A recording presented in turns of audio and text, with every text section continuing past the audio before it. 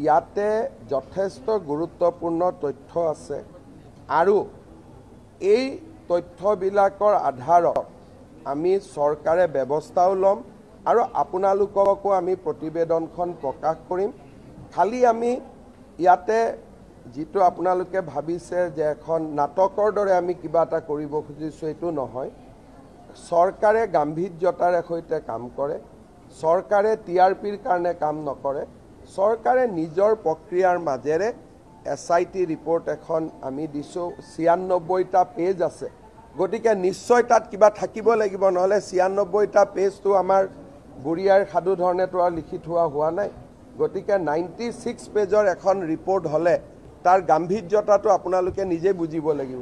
আৰে মই হিৰো কিয় বনাব লাগে? CMৰ ল'ৰাটো এনেই হিৰো, আমিতো সৰু মানুহ ভাই। CMৰ ল'ৰা আপোনালোকে ইমান মৰম কৰে। মোৰ যদি ঘৰত 3টা, মোৰ যদি ঘৈণী পাকিস্তানী হ'লহেঁতেন, বাংলাদেশী হ'লহেঁতেন, ব্ৰিটিছ হ'লহেঁতেন, আপোনালোকে এৰিলেহেঁতেন নেকি? মোৰ যদি ল'ৰা ছোৱালী দুটা ইংলেণ্ডৰ চিটিজেনশ্বিপ ল'লেহেঁতেন, আপোনালোকে এৰিলেহেঁতেন নেকি? কিন্তু তেওঁকতো আপোনালোকে হিৰো বনাই প্ৰশ্ন কৰি থাকে। গতিকে আপোনালোকৰ কাৰণে তেওঁ হিৰো হয়েই।